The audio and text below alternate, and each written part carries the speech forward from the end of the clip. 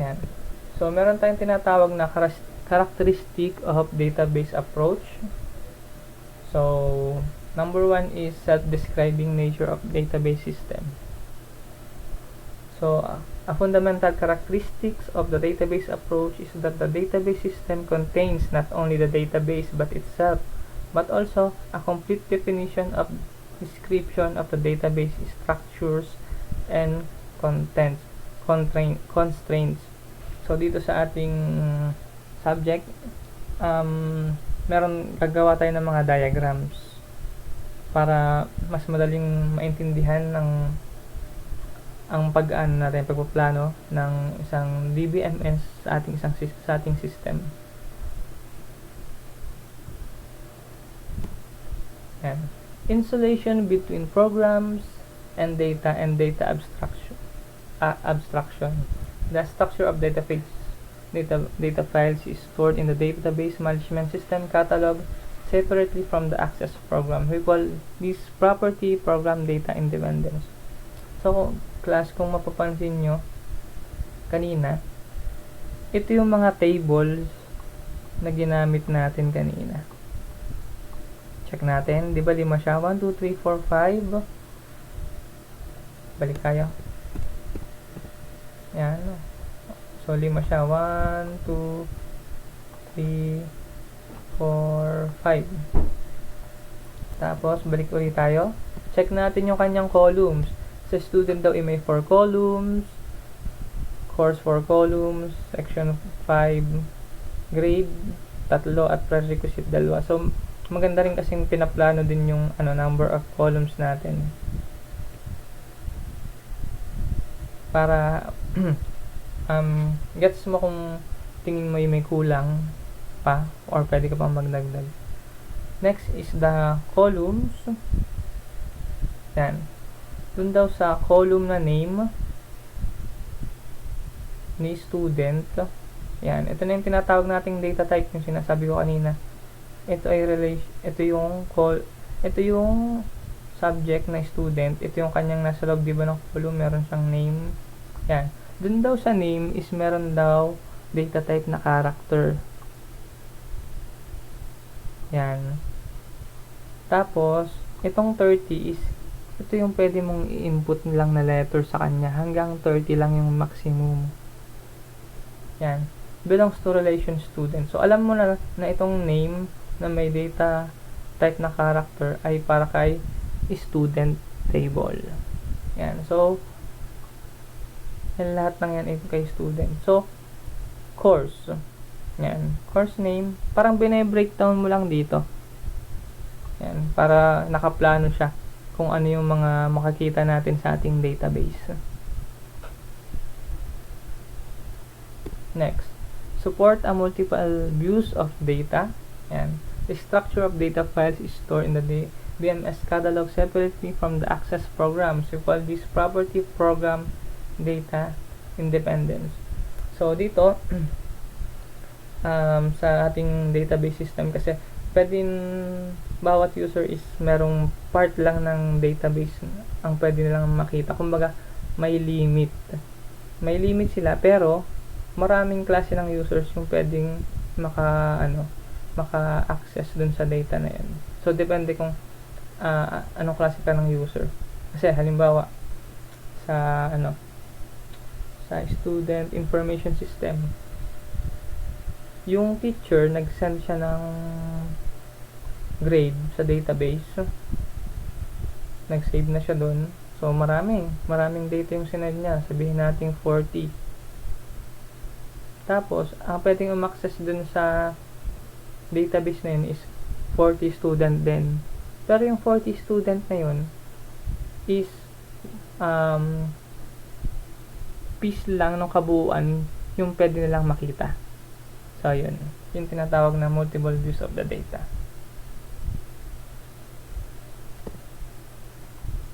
Yan. Sharing of data and multi-user transaction processing. Yan. So, a multi-user DBMS, as its name implies, must allow multiple users to access the database at the same time. This is essential if the data for multiple applications is to be integrated and maintained in a single database. A fundamental role of multi-user DBMS software is to ensure that concurrent transactions operate correctly and effectively. Yan. So, kanina, ito yung pinakang sinamarize lang yung yung ating tawag doon, yung ating mga data table dito. Yan. So, kung babasahin natin siya, ganito lang siya kadali. Yan. So, ibig sabihin, si Smith daw, yan, ay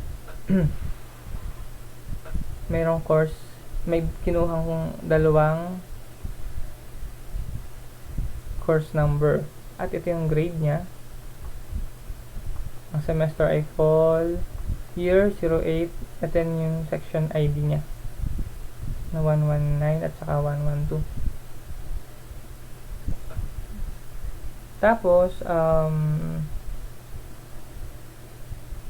si Brown, ito, yung kanyang mga subjects at saka ito yung kanyang iba pang details. Yan. Tapos, pagdating dito, sa course requirements, yan, yun daw CS3380, which is the database, is kailangan, ito yung prerequisite.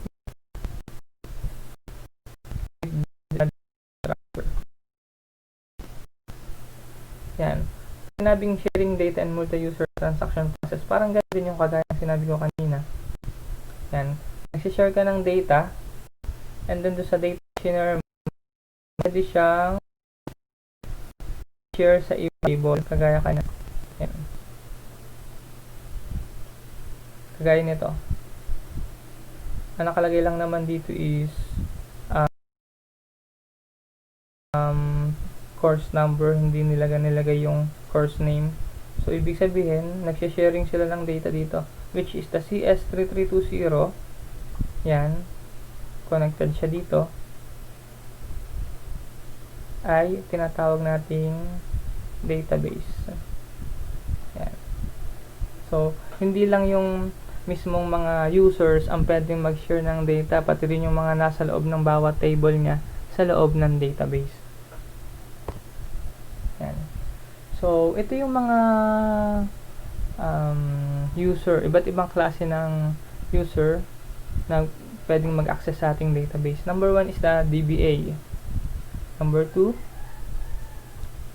si DBA, si database designers, end users, yan, meron tayong iba't ibang klase ng end users, at saka si system analysis and application programmers. Yan. So, familiar na siguro kayo sa database administrator. Sila yung nag-authorize ng pag-access ng data sa isang database. So, and then, monitoring, sa kanya din. Pagdating sa security, yan, siya din yung naka-assign dyan. At saka yung authorized access na tinatawag, ito yung laging dapat mahigpit ang isang database administrator. Kasi, siya yung nagpaplano kung sino-sino lang yung pwedeng mag-access ng data sa database. Halimbawa, si student nga, sa tulong ng database administrator, na plano na ang student 1 ay hindi pwedeng makita ang grades ng ibang student. So, ang ibig sabihin, data lang yun yung pwede niyang makita. So, yun, under siya sa role ng isang database administrator. Next is the database designer, responsible for identifying the data to be stored in database and for choosing appropriate structure to represent and store this data. So, si database designer, siya yung gumagawa ng mga models ng ating mga plano sa ating database. So, kung ano yung mga relationship niya, bawat tables. So, ito yung yung responsibility niya. Na pag-aaralan din naman natin for the next topic. End user, ito na yung yung mga talagang beneficiary ng ating system na gagawin. Yan. People whose jobs require access to database for querying, updating, and generating reports. So, sila yung pinaka main beneficiary. So, meron tayong example ng mga end users dito or categories. So, meron tayong tinatawag na casual end user. Yan, ano lang siya, yung bihira lang gumamit ng database ng mga tao. So, pag lang may nag-i-inquire. So, yan. Next is naive or parametric end user. Markup sizable portion of database end user. Their main job function revolves around constantly querying and updating the database using standard types of queries and updates. Ito, tiga ano lang sila, tiga search lang. And mas nasa-search nila is tiga-update sila ng mga information ng mga ng mga client. Halimbawa, nagpunta ako ng SSS. Gusto kong ma-check yung balance ko sa loan ko. So, ibibigay mo yung SSS ID mo or number, and then isa-search sa system yung iyong information. Once na-retrieve, yun nga, query nga tawag doon, tapos nalaman mo yung balance, sasabihin sa'yo, meron ka bang balance sa 5,000? Tapos sabihin ko, sige po, magbabayad po ako ng 5K. I-update nila. Ayun, yun yung tinatawag na naive parametric users. Next is the sophisticated end users. Ito yung kumbaga high level to ng mga end users. Kasi yung data na manggagaling sa database gamit yung query, pwede nilang kasing gamitin para makapag-decide sila ng mga makapagplano sila or makapag-analyze ng mga gagawin nila sa isang organization. For example, ako isang manager ng isang department store. Gumamit ako nag-access ako sa ating database management system. Chinek ko yung mga items na slow moving or hindi nabebenta. So, gamit si DBMS, magki-query ako ano ba yung mga item na marami pa yung quantity kasi nga hindi nabebenta. So, once na nag-query ako, maglalabasan na yung report, makakapagplano tuloy ako kung anong gusto kung ano bang pwede kong gawin dun sa mga nasa report na yun. Pwede ko siyang i-sale, pwede ko siyang ilipat ng branch, baka mas mabenta dun. So, yun yung tinatawag natin sophisticated end users. Meron naman tayong tinatawag na standalone users. Kumbaga, siya lang yung mismong nag-access ng database. Yan o, kaya nga tinatawag siyang maintain personal database by using ready-made program packages. So, yun lang para sa kanya yung yung laman ng database. So, meron tayong tinatawag na software analysis and application programmers. Yan. So, ang kasi nito, ang role kasi nila is more on testing, di ba? Once naman na mag-deploy tayo ng isang system, meron tayong tinatawag na tester. So, sa database system ng mga users, meron din tinatawag na ganoon. Yun yung mga application programmers natin para ma-test kung ano yung bugs ng ating output na manggagaling sa ating database, kung ano pa yung kulang or ano pa yung kailangan idagdag. So, sila yung nagte-test niyan para i-maintain na tawag dito, na updated ang ating database sa ating yung ating data sa loob ng database. Yan. So, meron din tayong workers behind database system. So, meron tayong system designers and implementers. So, and sila yung nag-design ng modules at saka interfaces ng software which is the DBMS. Next is tool developers design and implemented tools. The software package that facilitate database modeling and design, database system design and improve performance. So sila naman yung mga, ang role naman nila is mag-search pa, mag-isip pa, or magplano pa kung anong pwedeng ikaganda ng ating ng isang database system. Operators and maintenance personnel, syempre mga tauhan ni ni system administrator or ni DBA. Yan, responsible for actual running and maintenance of the hardware and software environment of the database system. Yan.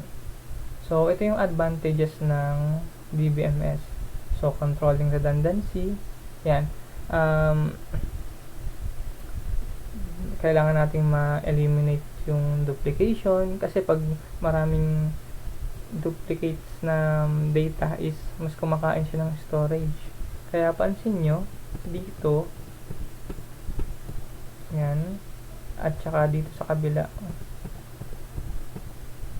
yan, gumagamit tayo ng relational database kasi para hindi magkaroon ng data redundancy. Pero sa data redundancy naman, hindi siya nawawala yung sabihin natin yung data redundancy. May tinatawag kasi tayong control tsaka uncontrolled na data redundancy. So pwede lang natin siyang magkaroon ng minimal data redundancy as possible para hindi kumain ng malaking storage. Tapos kung matatanong nyo kung bakit hindi ganito yung mas pinaresent natin, yan, kaysa dun sa kabila, is pag kasi ganito, kailangan kasi pag nasa database na, kailangan siya, naka row per column, hindi pwede kasi yung ganito na, ito, hindi pwede kasing ganyan kasi nagkakaroon din siya ng redundancy pag ganyan yung ating structure.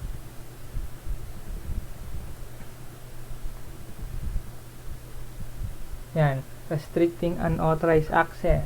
Yan, so merong tawag doon, may part ka lang ng database ang pwede mong makita. Yan, providing persistent storage for program objects compatible with C++ and Java. Ito ang kagandahan kasi sa database or sa ating structure query language. Pwede siyang compatible siya sa mga iba't ibang klase ng programming language. Yan, providing storage structures and search.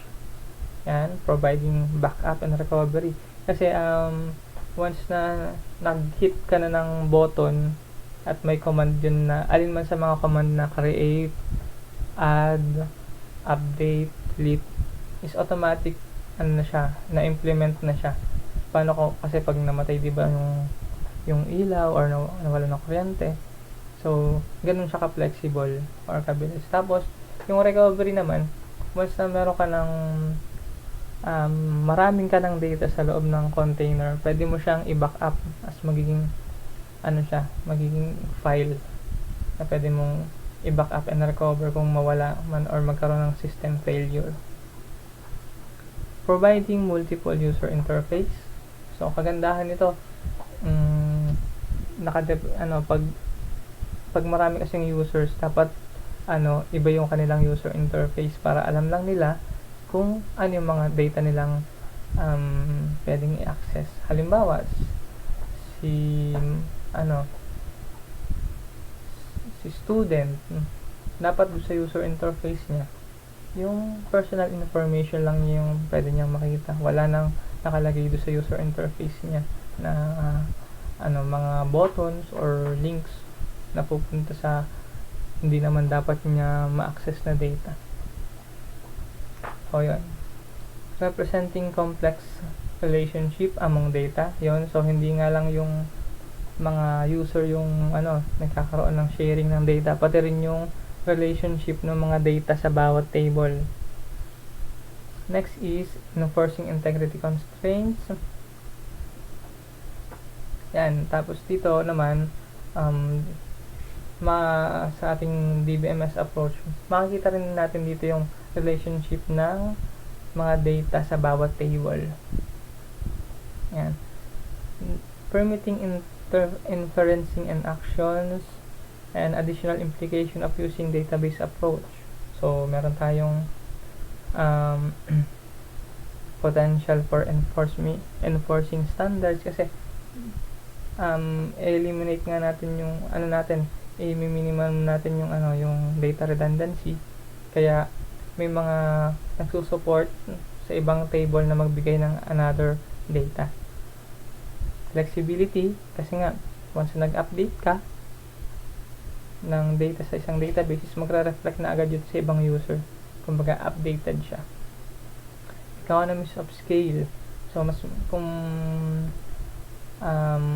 malaki yung business mo, so talagang dapat mag-invest ka dito sa database kasi makakatulong to sa paglago ng business. Kasi gamit yung mga data sa database kasi at nag-queries ka, pwede kang makabuo ng idea kung ano yung kailangan mong gawin doon sa business mo, makakapagplano ka. Kaya ang database is ginagamit siya sa business. Yan. So, when not to use DBMS, so yan. Okay, class. Basahin nyo na lang. Madali naman siyang na-explain. Yan. So, references natin. So, Fundamentals of Database System 7th edition. Thank you.